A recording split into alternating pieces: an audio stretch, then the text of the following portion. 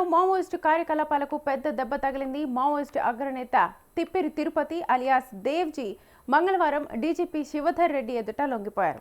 ఆయనతో పాటు బడే చొక్కారావు, మల్ల రాజిరెడ్డి, నూనె నరసింహారెడ్డి కూడా లొంగుబాటు ప్రకటించారు. ఈ విషయాన్ని డీజీపీ విలేకరుల సమావేశంలో వెల్లడించారు. డీజీపీ తెలిపిన వివరాల ప్రకారం గత 2 ఏళ్లలో మొత్తం 591 మంది మావోయిస్టులు అజ్ఞాతం వీడి జనజీవన స్రవంతిలోకి వచ్చారు.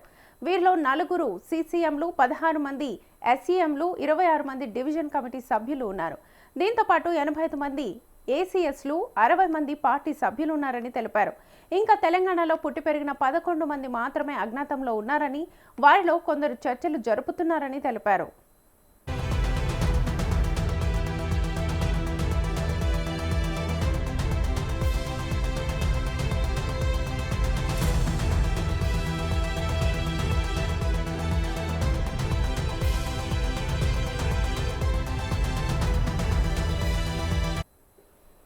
పోలీసుల అమరవీరుల సంస్మరణ సందర్భంగా సీఎం రేవంత్ రెడ్డి ఇచ్చిన పిలుపుతో పలువురు మావోయిస్టులు ముందుకొస్తున్నారని చెప్పారు. లొంగుబాటైన వారికి ప్రభుత్వం ప్రకటించిన నగదు బహుమతులు, పునరావాస ప్రయోజనాలు వెంటనే అందిస్తామని హామీ ఇచ్చారు. పునరావాస పథకం ప్రకారం దేవ్జీ, మల్ల రాజిరెడ్డికి తలో 25 లక్షలు, బడే చొక్కారావు, నూనె నరసింహారెడ్డికి తలో 20 లక్షల నగదు బహుమతిని ప్రకటించారు. మొత్తం 90 లక్షలను డిమాండ్ డ్రాఫ్ట్ లేదా చెక్కుల రూపంలో అందజేస్తారు.